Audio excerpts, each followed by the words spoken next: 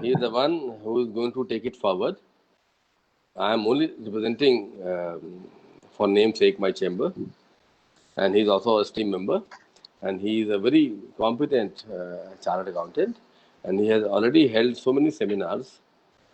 Now I think 2, 3 webinars also he has already conducted. So I congratulate him on this timely topic and under the aegis of British Chamber of Commerce and Industry. Uh, as it is said, I will not take much time because main floor I will leave for Pranshu because he is the one who has to discuss all the nuances and other things. Though I am a chartered accountant, but I'm not that deep into um, the things that he is in already. So, what I mean to say is that um, it is said by Walter that no one can stop an idea whose time has come. So, this faceless assessment is talk of the town, talk of the country, talk of the world, and especially in India, since many decades. After the liberalization started by uh, late Mr. Narasimha Rao in 90s, we have found that and we see that whole generation of new people uh, were there to contribute for the development of the country, and three classes were there. And in 70s, before 90s, there were only 10,000, 15,000 direct tax income tax payers. Now, as our Honorable Prime Minister said, it is 1.5 crores. As compared to the population, it is very less. But having said that, in the last 30 years, we have gone not less than, if it is 10,000, 1,000, and 1.5 crores, not less than 100 times, right?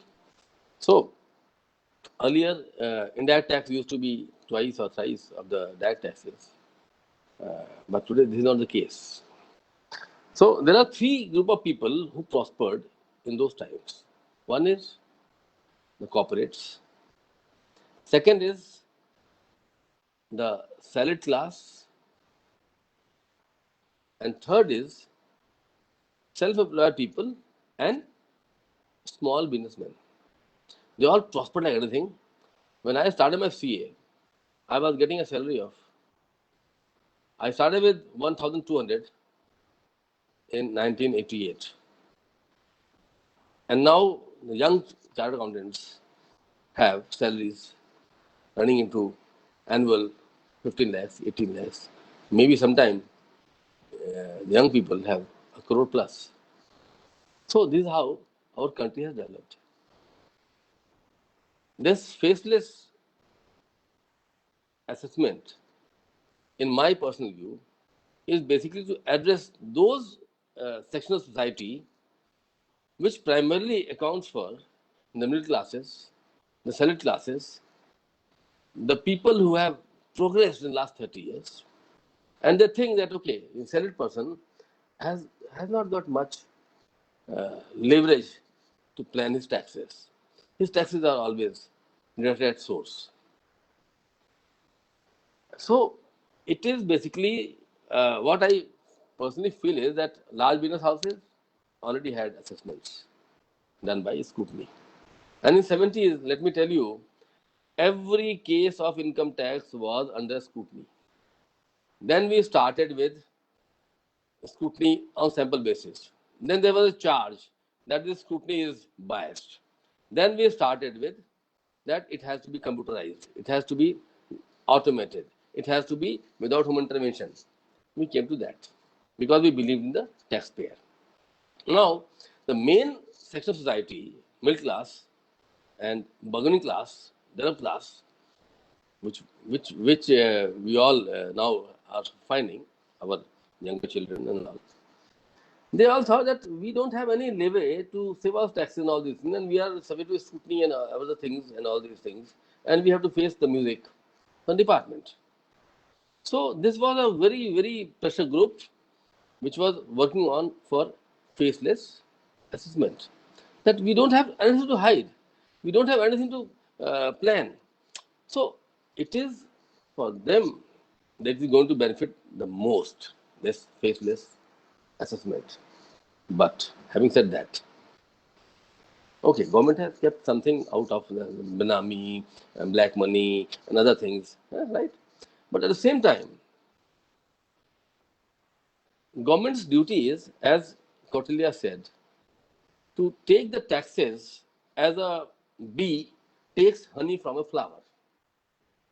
That a bee doesn't harm the flower, but it takes its fragrance and it is turned into honey. I agree that. We have said that, okay, honest taxpayer should not be penalized. Myself being a chartered accountant, now we have to see from the other side of the table also. Government's job is to get revenues for the welfare of the people.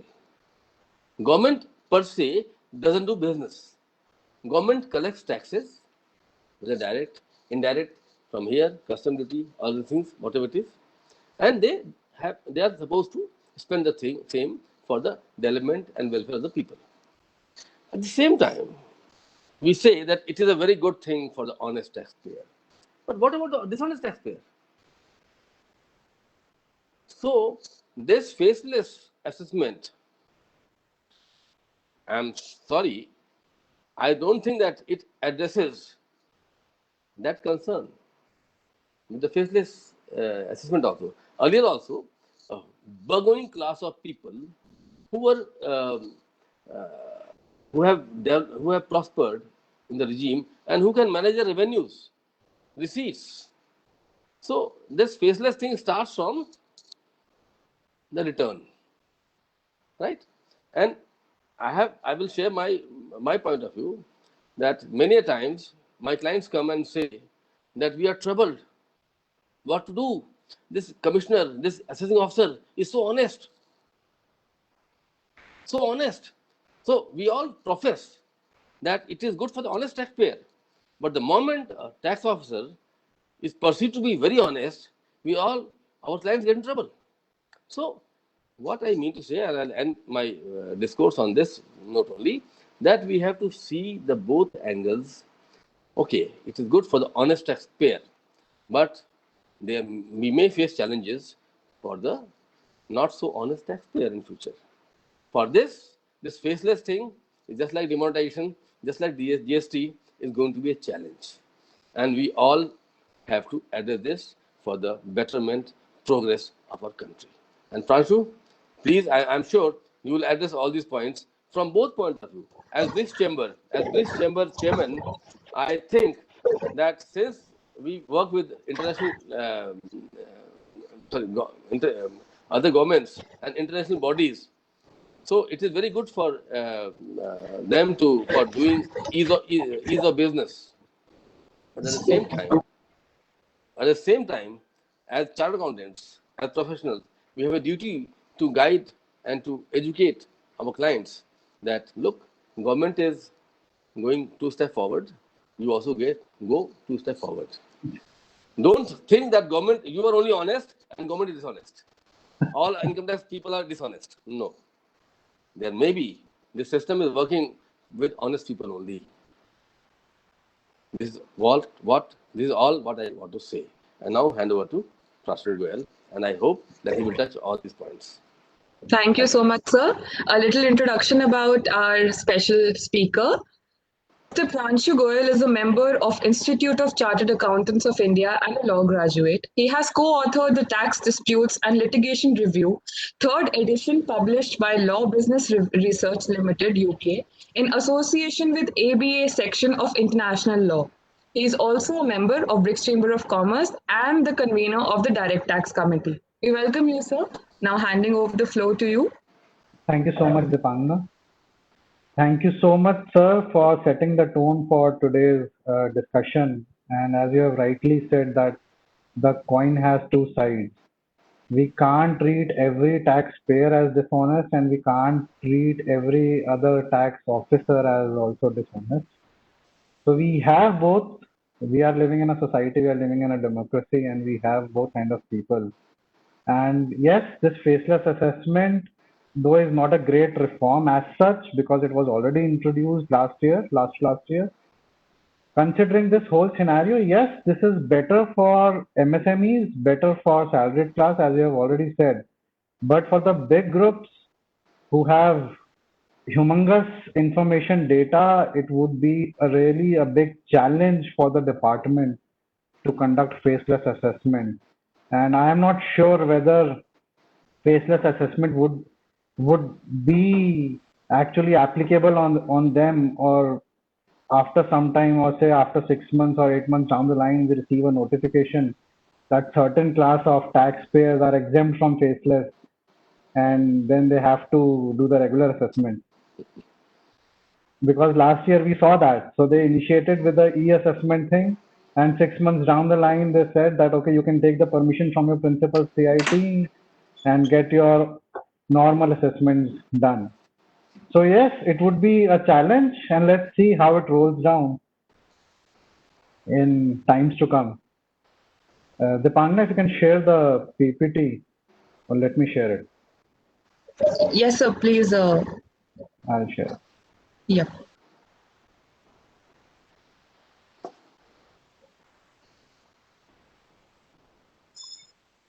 So I welcome all of you, and as our Honorable Prime Minister says, Namaskar, dosto.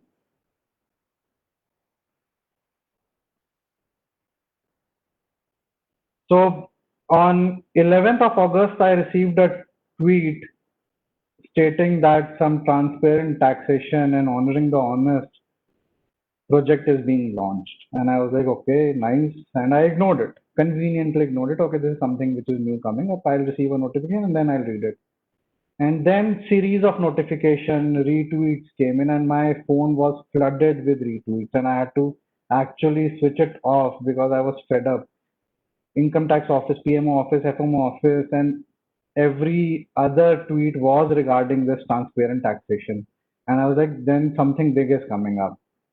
And then I received an email inviting us for this project at 11 o'clock on 13th of August.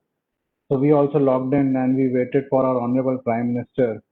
So Honorable Prime Minister came at 11 o'clock on 13th of August in the morning and made few announcements. So first of his announcements was adopting a taxpayer charter. He adopted a taxpayer charter. Then he introduced a scheme of assessments and appeals, which is a faceless assessment and appeal. And the way it was presented, it was like it is a reform in its own. Yes, it is, but it is not new. It was already laid down the year back in the form of e-assessment. So faceless assessment and appeal was not something which came on August 13. It was already there as a pilot project in last 2 years, and e-assessment scheme was already launched last year. Yes, scope of Form 26AS and reporting of specified financial transactions was extended. This is a welcome step because now in your Form 26AS, few other transactions would be reported. So while filing your tax return, you will be able to see your financial transactions beforehand. And if you are not reporting them, or if you are forgetting to report them, you can take care of it before filing your tax return so that you can avoid penalty. So this is a really a good welcome step. So why this faceless assessment appeals and taxpayer charter? Because the government thinks that, okay, there is some problem in this whole concept. So I was discussing this concept with my father, and he told me that when he joined the institute and when he became the member and he started his tax practice way back in 1980s, 83, he was like, we are discussing this concept since then. And we were like, every year this would be introduced, but because of technological problems and the conceptualization, and maybe because of the government, this never rolled out. And then he was like, finally, I'm able to see that this has come and this has been launched.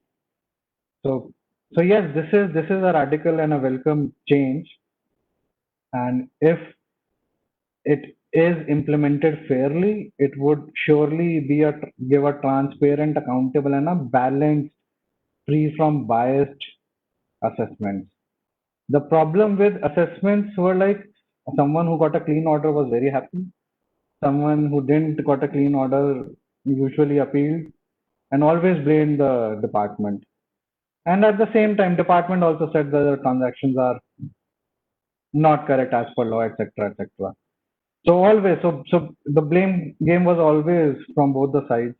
Even the taxpayer was not honest according to the department, to the government, and the department is also not fair and biased in its approach when it comes to the taxpayer point of view.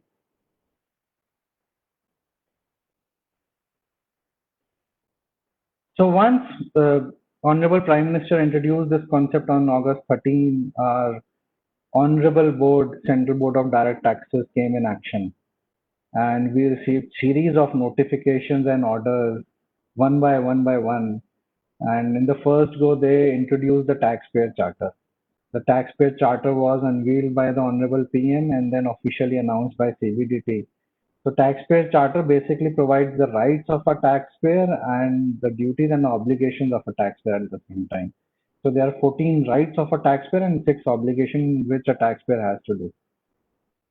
After that, 2 notifications came which amended the earlier e-assessment scheme. So e-assessment scheme was introduced in 2019, which was similar to faceless assessment scheme. Now a notification came which amended or changed the e-assessment scheme. So faceless assessment scheme is not a new scheme. It is only some minor changes to the e-assessment scheme, which was already introduced in September 2019. Then few orders came under section 119 of the Act, which said that any assessment other than faceless assessment would be barred. There are certain situations in which your regular assessments can go on, like international taxation matters or matters which are with a central authority, which relates to basically search matters. And then the power of survey earlier was with assessing officer. Any assessing officer had the power to conduct survey under the Indian Income Tax Act. This power now has been restricted. Now survey would only be conducted by either investigation wing or either the TDS heads in coalition with the investigation wing.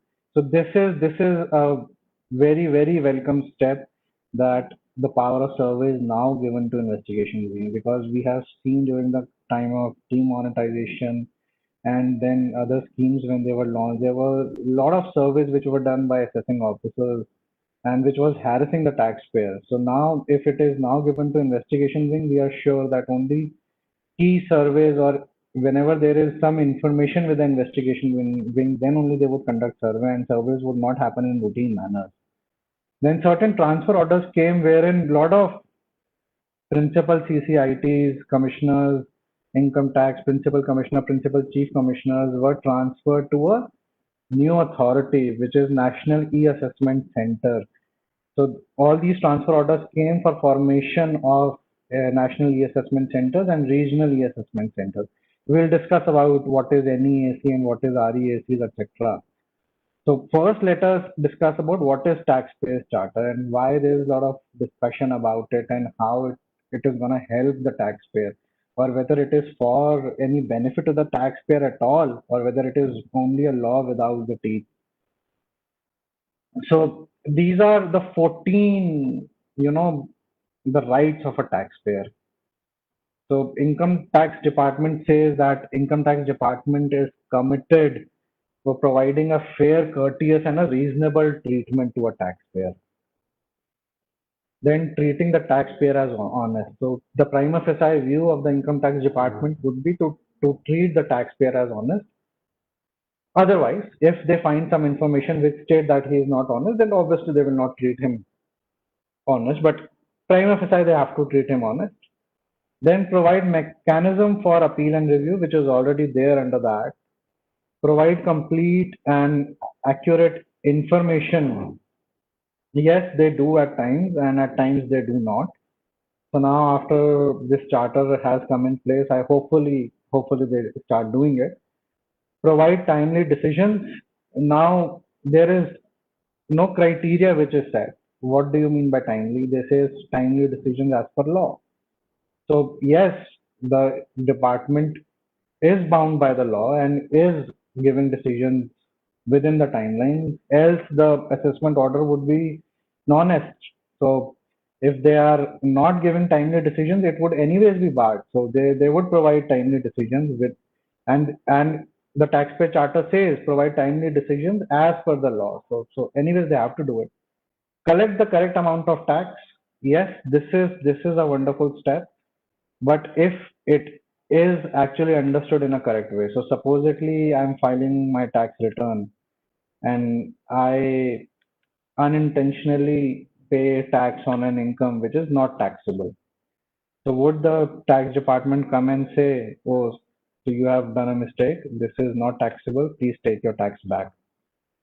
If this is the intent, then it's very good, because there are few judgments of Honorable High Court and Supreme Court which says that if a taxpayer has made mistake and if he recognizes that during the course of assessment, he can ask for a refund for that amount, and the assessing officer has to accept it. But now this coming into a taxpayer charter, if this is the intent, then this is very very welcome step, and I hope this is the true intent of it. Respect privacy of taxpayer, maintain confidentiality. So the law says, or the taxpayer charter says, that you have to respect the privacy of a taxpayer and maintain the confidentiality, and do not disclose the information until unless provided under the law. So there is section 183 under the Indian Income Tax Act, which says that information can be disclosed in certain situations if sought from the department. So how this is beneficial, don't know. Then hold its authorities accountable. It says that the authorities would be held accountable, and it says that the department shall hold its authorities accountable for their actions. For what actions? So this is kind of vague. So you have to exactly enumerate what are the, for what exactly you have to hold authorities accountable. So if a authority is finalizing an incorrect order, or they are taking a position which is reversed by Honorable ITAT or Honorable High Court or Supreme Court, or if the High Court gives a direction that this order, assessment order is totally erroneous, then would the authorities would be held accountable? God knows, this is very vague. So enable representative of choice. Anyways, the taxpayer has the power to have any representative of his choice. Provide mechanism to lodge complaint. Okay, ombudsman person was anyways there. So this is also one of the rights. Provide fair and just system. I guess this is the basic concept of any other government systems or any other department, that you have to be fair and just towards the larger public. Publish service standards and report periodically. What service standards, what kind of reports? Nothing has been described as of yet. So it is also vague. Reduce cost of compliance. So cost of compliance have, yes, it has reduced over the period of time, but the only problem is that there are too many compliances. So okay, so we have now technology, we are going paperless, we are uploading everything, but there are not too many compliances. So we have to file a TDS return, we have to file a TCS return separately, then there is a TP audit report, then there is a tax audit report, income tax return is going separately, then there are forms which are going separately, then there is CRBC, then there are master files. There are too many compliances under Act. And we are not talking about GST right now. There are numerous compliances under GST. So how we are thinking of reducing cost of compliance? And plus now, when you're pushing all these e-assessment thing onto the taxpayer, he has to scan every document, he has to maintain all these files on a e-basis, and then he has to file it with a department. So now somewhere I think department is reducing its cost of paperwork and instead pushing it to the taxpayer. Then the taxpayer instead is expected to, so this is the obligation which a taxpayer has to do. He has to be honest and compliant. He has to be informed about the law. And if he is not informed or if he needs any help, he can contact the income tax department. His record should be accurate. Till the time he has to maintain it, he should maintain them. Know what his representative is doing. This is important. So people generally appoint their representatives, chartered accountants, lawyers, tax practitioners, and they don't know what they are stating on their behalf. So whenever you're giving anyone the authority, please ask them that if they can give you a copy of the submissions which they are filing. So at least you can read them and understand what they are filing. So that at the time of appeal, you don't go and take a submission that we didn't know what a representative has filed. So a respond in time, yes, it should be there. If we expect the tax department to respond and give orders in time, we should also respond in time, and we should not take unnecessary adjournments, which we generally do. And as a tax professional, yes, we do it at times. Pay in time, we should pay our taxes in time, we should pay our advance taxes in time. So there is a taxpayer charter cell which is now formed under the aegis of Principal Chief Commissioner of Income Tax in each zone. So if someone feels that the rights, which are the taxpayers' rights, which are not enforced properly, he can approach Principal Chief Commissioner of Income Tax and give his grievance and try to get them enforced. Now, the platform for this charter was actually laid down by Honorable Finance Minister while her budget speech. So in Union Budget 2020 in February 2020, before the lockdown, thankfully, during her budget speech, she laid the foundation for the taxpayer charter, and she stated that, I'm quoting her, any tax system requires trust between taxpayers and the administration. This will be possible only when taxpayer rights are clearly enumerated. Towards this end, and with the objective of enhancing the efficiency of the delivery system of Income Tax Department, I propose to amend the provisions of the Income Tax Act to mandate CBDT to adopt a taxpayer's charter. The details will be notified soon. So a new section 119A was introduced. So section 119 of the Act itself gives power to CBDT to issue directions, instructions, orders, etc. Now a special section 119A was introduced, and this section gives a statutory backing to the taxpayer charter. So let's suppose a scenario where a taxpayer charter was introduced without having any section under the Indian Income Tax Act. So it would basically be like a normal motto of the tax department, which doesn't have a legal force. But now, since this section was introduced, this has a legal backing. This has a statutory backing, but as I already said, that this is a law without teeth. So India is not a first country to adopt a taxpayer charter. So a lot of countries have already adopted taxpayer charter, and then they have actually detailed guidelines on what a taxpayer charter should do. India has issued a vague one-pager taxpayer charter, and UK has a detailed guideline on taxpayer charter. And when this taxpayer charter was came out and unveiled, so a lot of us unknowingly, since we are now in this age of WhatsApp and forwarding the messages, we forwarded the UK taxpayer charter, considering it as an Indian taxpayer charter, and I myself have done it. So yes, everyone has made this mistake, and then the Indian taxpayer charter was unveiled and adopted. So what UK taxpayer charter says, and it has a statutory backing. And so High Court of UK, in one of the cases against HMRC, the SSC actually claimed that he was not treated fairly and consistently. So the SSC claimed certain exemptions, certain deductions on the basis of a precedent of a court and on the basis of certain guidance issued by the tax department. However, tax department refused to recognize it because they said that we have retrospectively amended that guidance and we do not recognize that precedent court decision. SSC in the appeal stated that retrospectively changing the guidance is against the principles, and he is not treated fairly and consistently, because at the time when he claimed the deduction, it was very much in place, and he should be treated fairly and consistently. HMRC cannot change its guidance so retrospectively. HMRC, on the flip side, said that okay, if it is his right to be treated fairly and consistently, it is also a duty, and it is his obligation to pay correct amount of tax, and it is a duty to actually collect the correct amount of tax.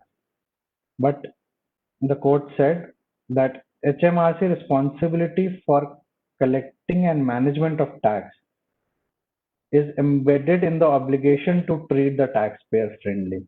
You cannot collect a tax by treating a taxpayer in an unfriendly manner, which is there in their charter.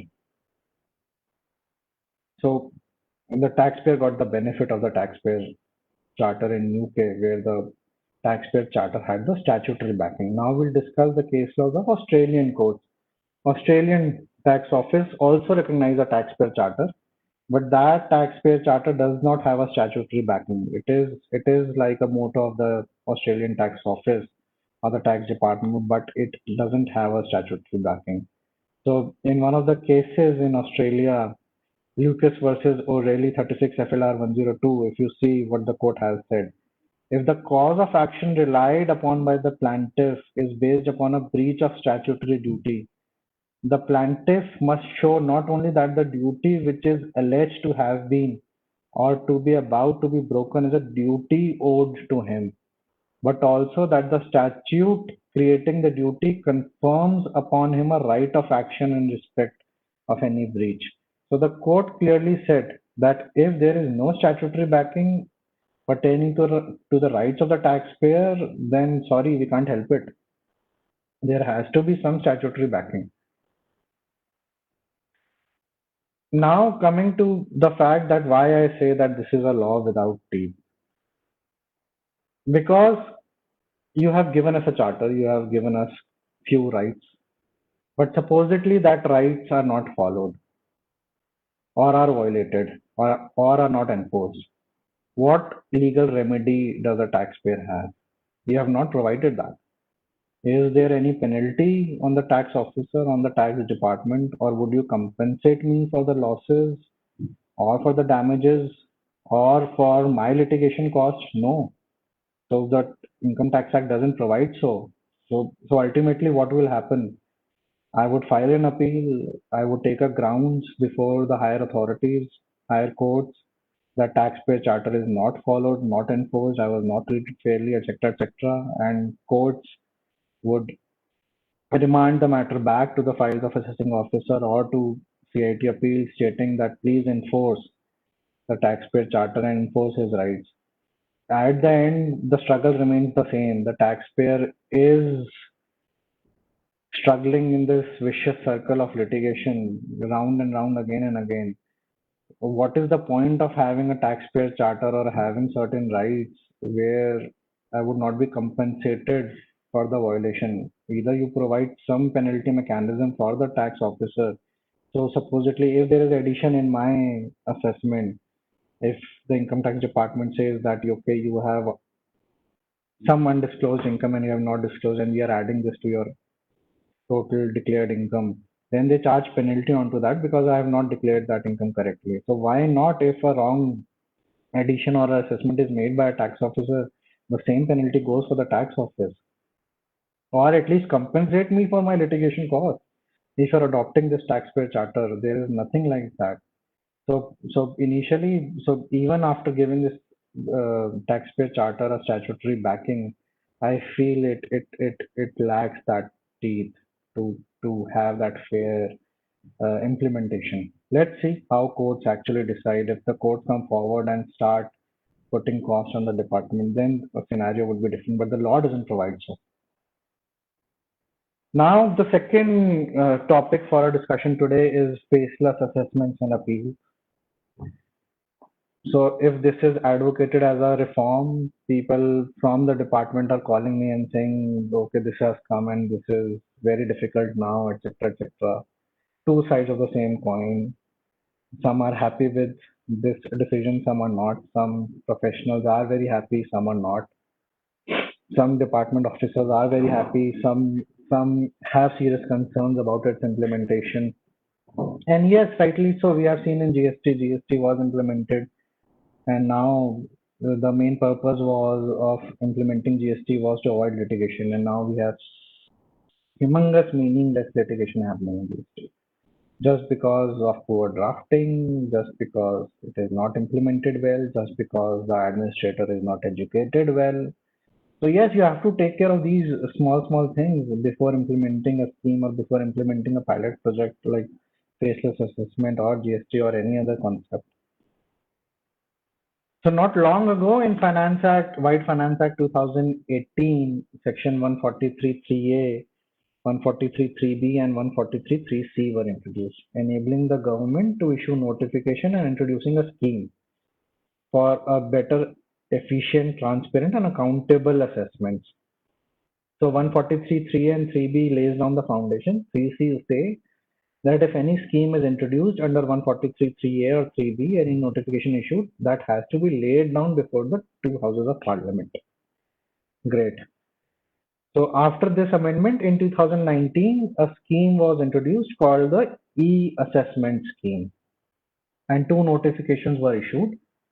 A national e-assessment center was formed, and then a regional e-assessment centers were formed, which further had assessment unit, verification unit, technical unit, and review unit. In the pilot project in 2019, 58,000 approximately cases were handed over or assigned to e-assessment scheme. And few of the assessments have also been done through e-assessment scheme. At that time, a lot of people complained that this scheme is not proper, information is not properly being transmitted, and hence they requested that the assessment should be done through a normal manner. And the principal commissioner gave assent to that, and then from e-assessment, you converted that into a normal assessment. Strange, but has to do it because the system was not proper at that point in time. And I'm not sure whether it is still proper or not. So now in Finance Budget 2020, earlier the e-assessment scheme was only with respect to assessments made under the normal scrutiny, which is 143(3). Now Section 144 was also introduced, which says that best judgment orders or ex parte orders in a layman term, which we say, can also be done under e-assessment scheme. The new notification after Honorable Prime Minister's speech on September 13 were issued, which amended the e-assessment scheme. So like we have a facelift version of cars coming in where we just tweak in some lights and some interiors, same is the faceless assessment scheme. It is only a facelift version of a e-assessment scheme. The scheme was already there. So we only tweaked few of the clauses here and there and launched it in a new wrapper called a faceless assessment. So now, except search matters and international tax matters, everything would be covered under faceless assessment. Whether transfer pricing would be covered under international tax matters, this dilemma is still on, not clear.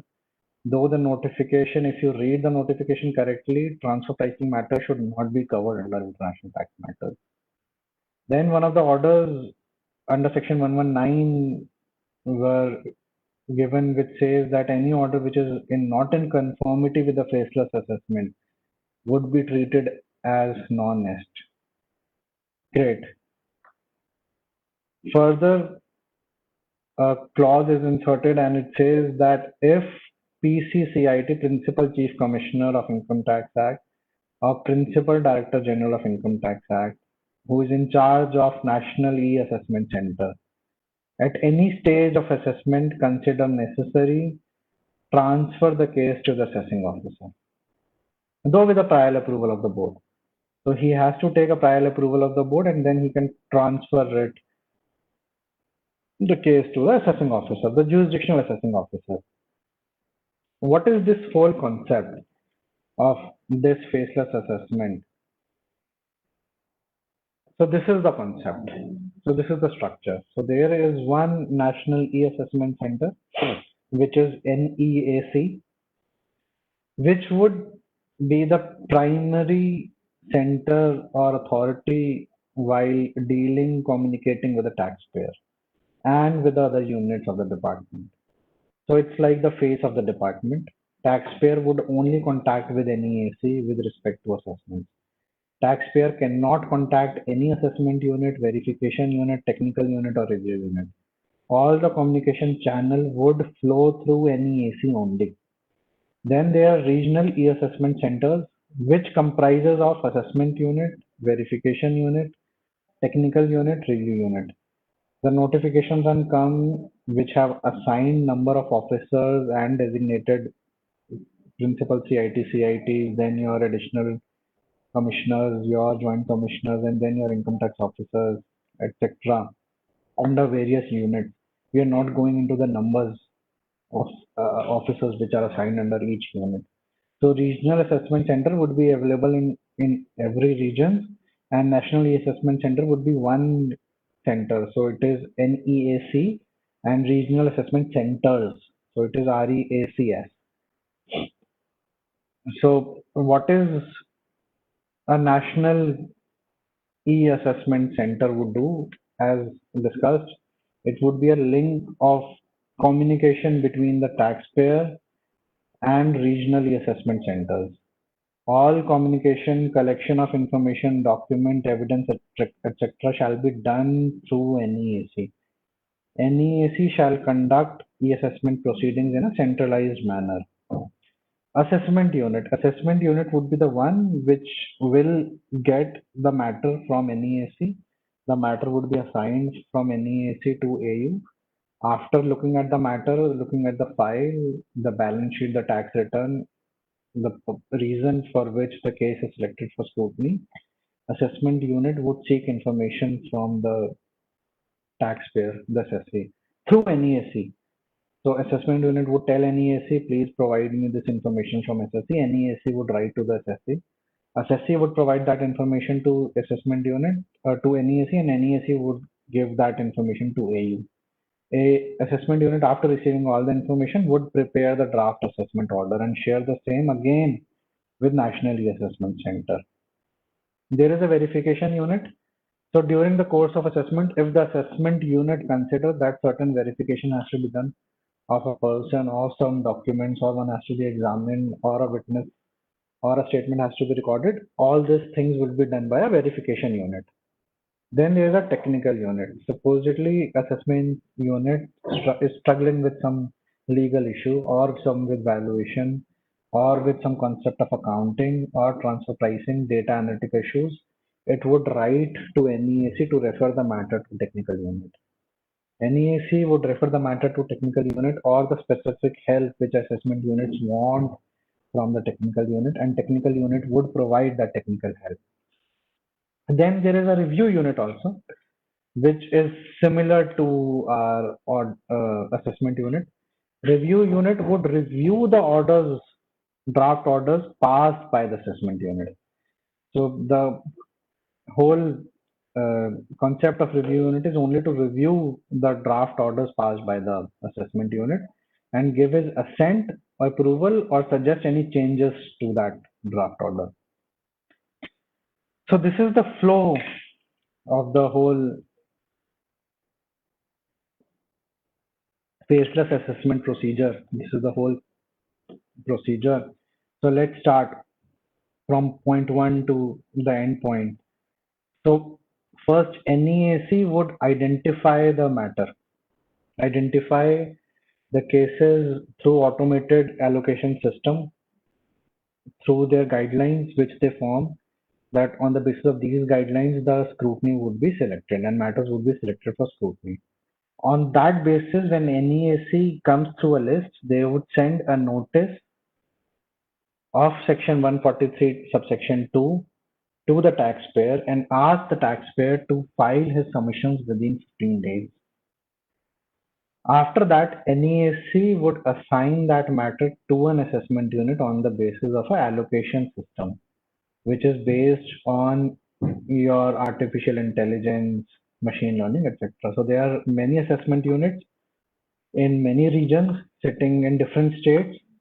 So supposedly a notice is issued to a taxpayer sitting in Delhi that can be randomly assigned to an assessment unit which is based in Kerala.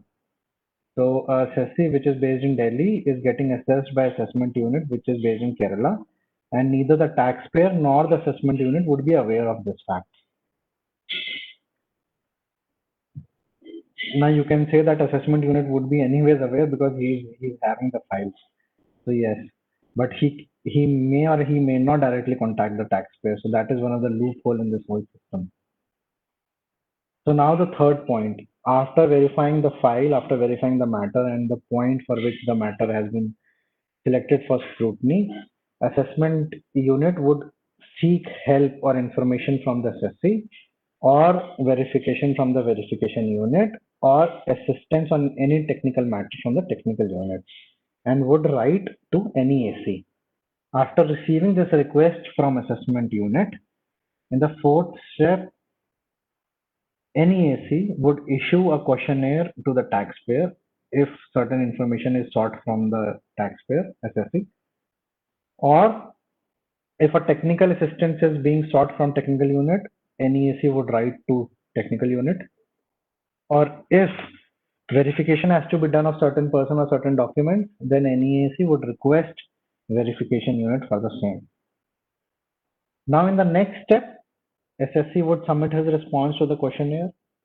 Technical unit would also respond accordingly, and verification unit would also submit its report after doing the due verification. If the SSC doesn't submit his response within the time, NEAC may either give him further time or either would give a show cause notice that why the assessment should not be done under section 144 of the Act. Why assessment should not be done on your best judgment basis. Ex parte order should not be passed because you have not filed the response. So after collating all these documents, information from SSC, from TU, from a verification unit, NESC would send all these information to the assessment unit. That okay, we have received whatever you have sought for, and this is what we have received. Now you can consider. Assessment unit, after considering everything which has come on the platter, would issue a draft assessment order. The draft assessment order would state everything. It should be a well-reasoned order, and it should also state if any addition is made and if any penalty proceedings have to be initiated or not. That draft assessment order would come to NEAC. Now the role of NEAC starts again. NEAC, after receiving the draft assessment order, would check whether the draft assessment order fulfills the risk procedures and risk guidelines formed by NEAC or not. And if it does, then NEAC might consider it as final assessment order, or NEAC may, if addition is proposed, may issue a show cause notice to the taxpayer to submit his response against the additions which are proposed in the draft assessment order, or NEAC may transfer that draft assessment order to a review unit to review that order, whether that order is correct in any form or not. So this is the ninth point. So NEAC either may issue a final order to the taxpayer, or if any addition is proposed, may issue a show cause notice or assign it for the review of the review unit. After that, taxpayer would either respond to the show cause notice or he choose not to respond. If show cause response to the show cause notice is received from the taxpayer, NEAC would transfer that response to the assessment unit. Assessment unit would reconsider that response and would change its order if required and would file the draft assessment order again to NEAC. And then the whole procedure would be repeated by NEAC.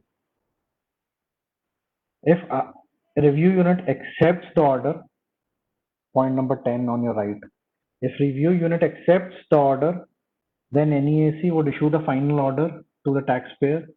However, if review unit suggests changes to the draft assessment order to the NEAC, NEAC would assign the reviewed order to another assessment unit, not to the same assessment unit. So if review unit says no, there is problem in the draft order and it should be amended, then it should be assigned to another assessment unit on random basis, which is situated in any other city. So now I am sitting in Delhi. My assessment was conducted by an officer in Kerala, which is now shifted to another officer situated in, say, Mumbai. So after the another assessment unit conducts, the another assessment unit would file the draft order to NEAC. The draft order would come to NEAC, and then NEAC would again initiate the whole step. Either would pass the final order and give it to the taxpayer, or if addition is proposed, will issue a show cause notice to the taxpayer. It would not go to the review unit again because it has already been done in two steps. One, first assessment unit passed the order, it was reviewed, came to NEAC again, and it was assigned to another assessment unit, and then now it is coming back to NEAC again. So in the third round, it will not go with the review unit. So either a final order would be passed and given to the taxpayer, or a show cause notice would be issued. And if the show cause notice is issued, a reply would be received from the taxpayer, and that reply would be sent to that another assessment unit. He would review it and give another draft order, which NEAC may consider and finally pass a final order to the taxpayer. So this is the whole procedure which has to be taken care of.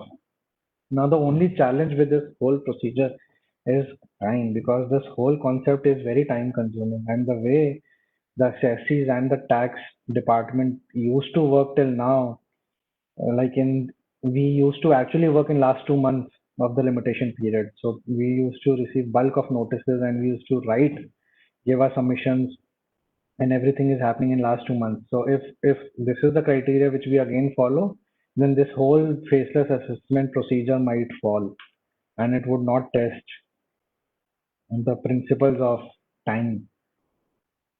Is there any catch in the scheme? Yes, there are many catches in the scheme. We'll only highlight one of the catch in the scheme, which you may ponder upon and think. So the scheme says that after receiving a draft assessment order prepared by the assessment unit to the National E-Assessment Center, National E-Assessment Center shall examine the draft on the basis of risk management strategy specified by the board. Now, what is this risk management strategy? If we are thinking, or if we are discussing or advocating about a fair system, a non-biased system, a transparent system, then why there is a risk management strategy involved? And what is that risk management strategy? It is not specified anywhere. There is no notification. There is no clause. It only says vaguely that there is one risk management strategy.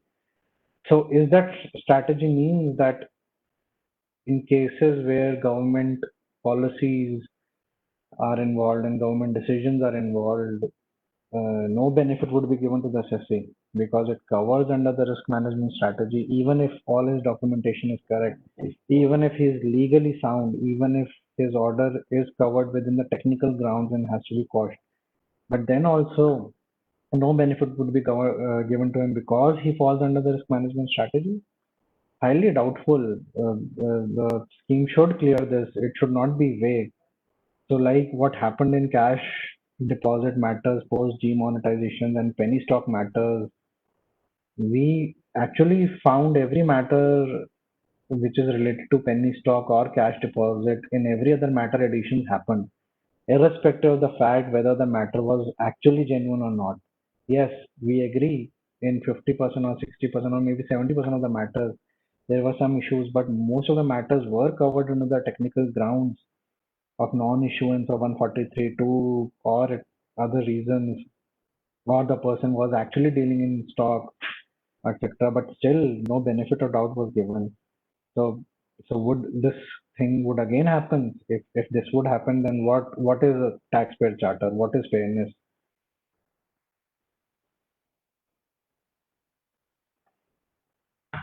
Whether any physical hearing would be allowed? No, the scheme says no physical hearing would be allowed at all. Hearing, if any, that would happen has to happen through a video conferencing subject to certain conditions. Now it is interesting that if I am a taxpayer and I want to explain my matter, it is subject to conditions. So A, you cannot propose for a hearing between the matter. You can only propose for a hearing only when a show cause notice is served to you. So if any addition is proposed to your assessment and a show cause notice is served, then only you can ask for a oral hearing or a personal hearing. And that too, it as the behest of the tax officer, at the behest of chief commissioner or director general. So the director general or chief commissioner, if consider your request, okay, and if that request falls within certain circumstances provided in paragraph 12 6b of the scheme. What is that circumstances? What is that paragraph all about? We are not aware. Nothing has been notified yet. So if it falls under that criteria, only then you would be given the benefit of personal hearing, that too virtually. No physical hearing possible. So how would you able to justify your 500 crore deal through virtual hearing? Highly doubtful. Because we have seen before CIT appeals, we have ourselves appeared where CIT appeals, one of the tax officers who have been appointed becoming after becoming IRS does not have specific knowledge of tax. They are coming from diverse backgrounds, having technical knowledge in science or in arts or in any other field, and they lack the specific knowledge about accounting, about tax, and explaining them the intricacies of a transaction is very, very difficult. Now, when at face to face, it is very difficult to explain them and to make them understand the basic of a transaction. It would be very difficult to explain them that transaction virtually. So, what are some issues that at least need resolution before starting the scheme? At the starting is problem in scanning and uploading voluminous data. So, what we saw last year and last to last year while doing assessments under the e-assessment scheme, that the portal restricted the number of files one can upload at a time and the size of the files.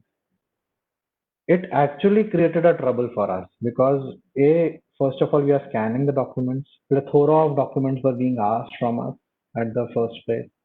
We are scanning them.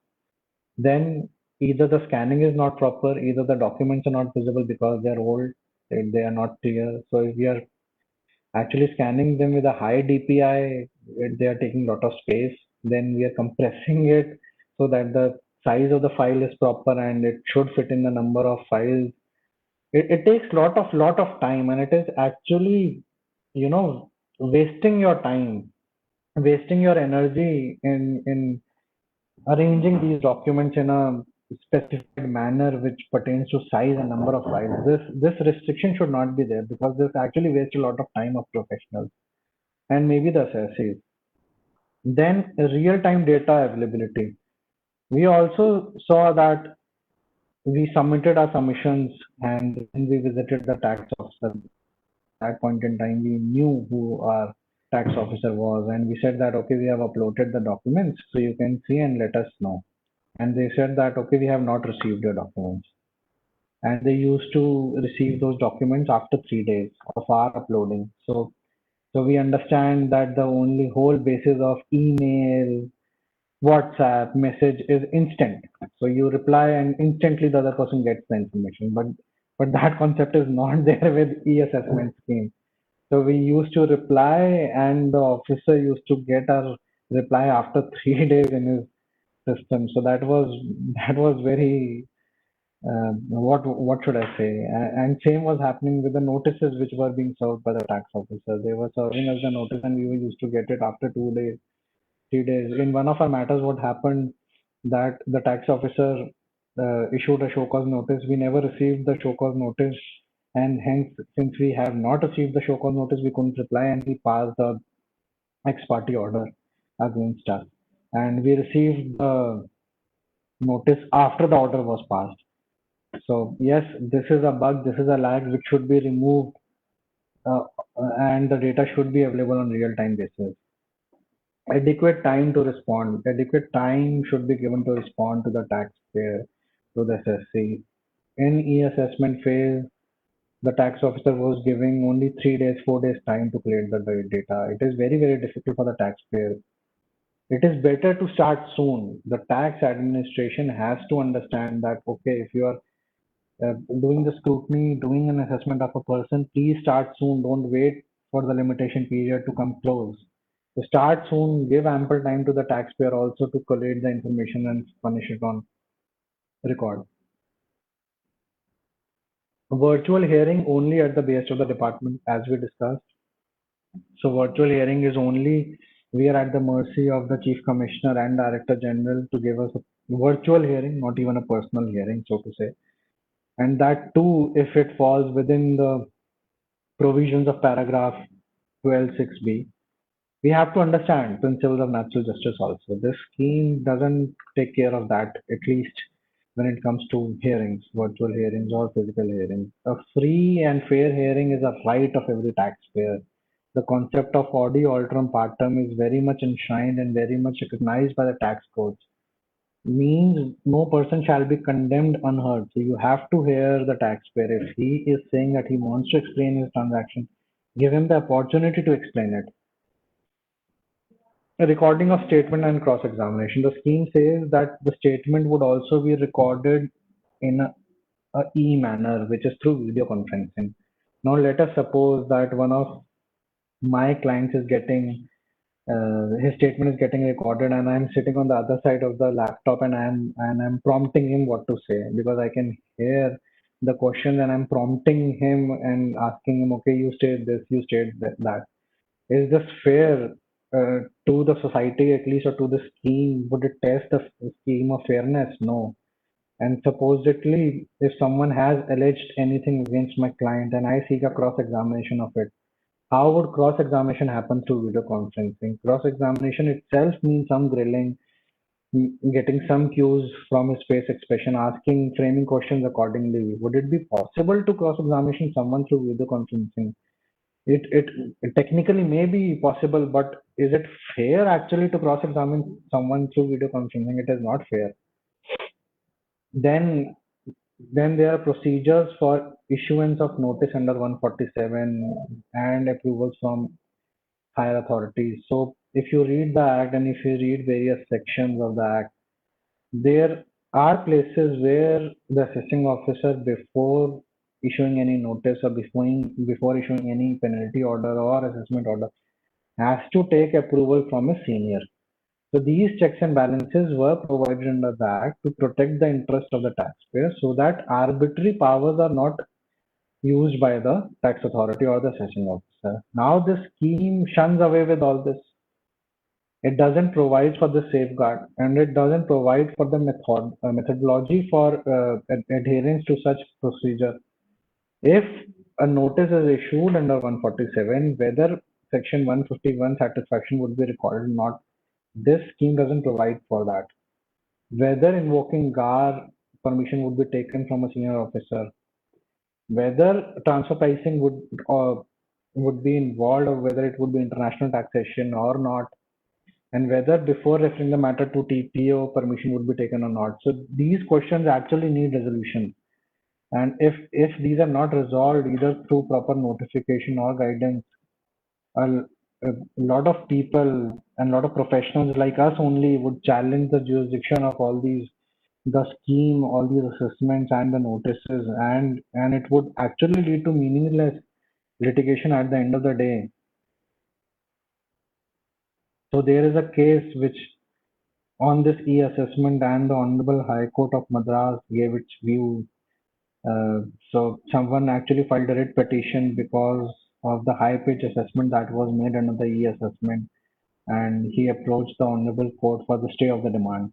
And the Honorable Court stated, these are the words of the Honorable Court in the decision, that the Government of India has introduced e-governance for conduct of assessment proceedings electronically. It is a laudable step on the part of the department to pave way for an objective assessment without human interaction. We also say so, it is. But at the same time, such proceedings can lead to erroneous assessment if officers are not able to understand the transaction and statement of accounts of an assessee without a personal hearing.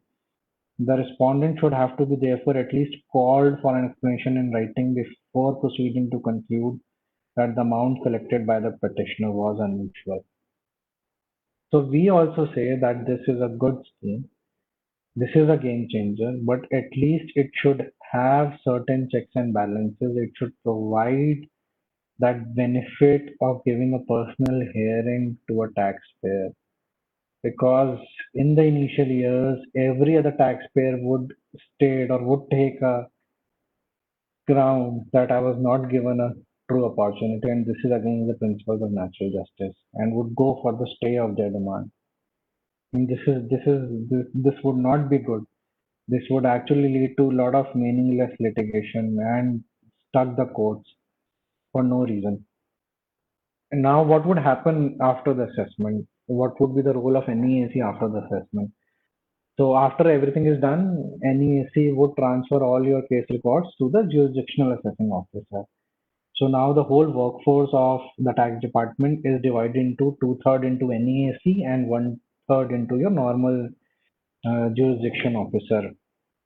So your jurisdictional assessing officer would take care of all the matters after the assessments, which would include initiating your penalty proceedings, finalizing your penalty orders, rectification proceedings, grievance handling, demand management, collection of recovery, prosecution, etc. Review of matters under section 263, 264 would be done through your jurisdictional officers. Giving appeal effect orders, interestingly, so supposedly my orders is passed under e-assessment and it went to CIT appeal again through faceless appeal and the addition was upheld. And then I go to ITAT.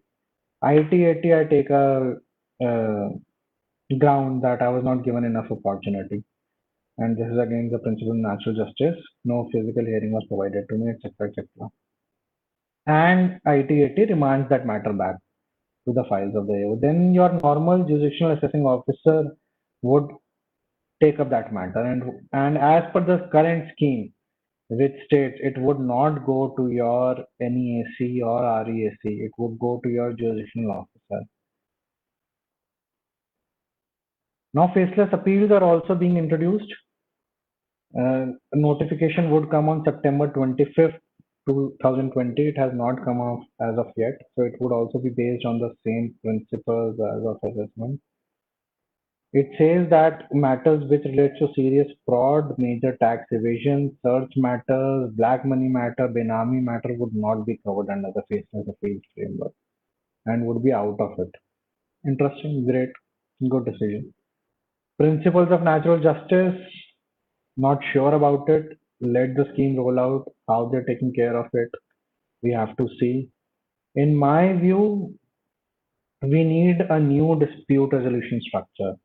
This whole structure of CIT appeal is not working anymore because CIT appeals of lately have started not dealing with technical matters, not giving any credence to technical matters, not even rendering their judgments on your technical grounds because uh, the SSC is succeeding on those technical grounds. The orders are not speaking well enough, and which initially you go to ITAT and ITAT remands those matter back, and you're stuck in that vicious circle of litigation. So there is no point having a structure which is not functioning the way it was transpired to function. So we need a rehauling in our dispute resolution structure.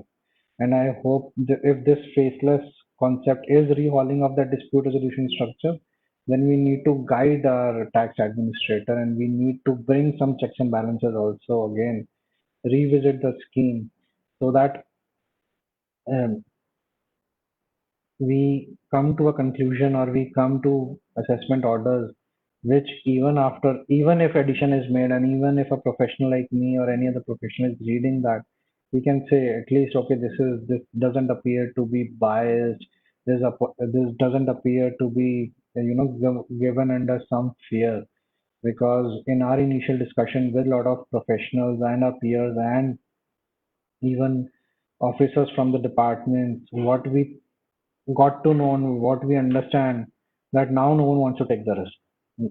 So everyone is saying that if we are being considered as as biased, then why to give so much of effort? And now everything is faceless. We are not giving so much of effort, and we are, and if we, even 1% or 2% thinks that this edition has to be made, we'll go ahead with that.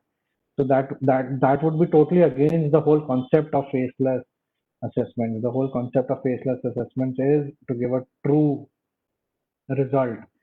And yes, review units are there, but if review units are also start working in tandem with assessment units, things would be very messy at the end.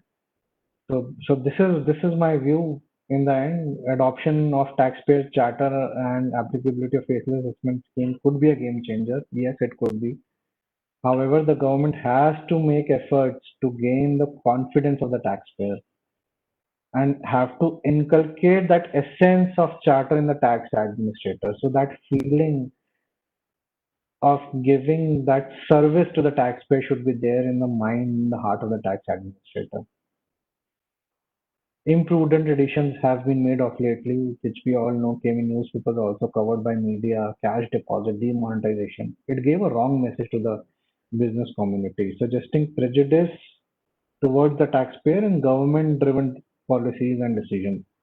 This should not happen. If you are being fair, if you are imposing a scheme in a fair manner, in a balanced manner, cover everything accordingly. There should not be some strategic risk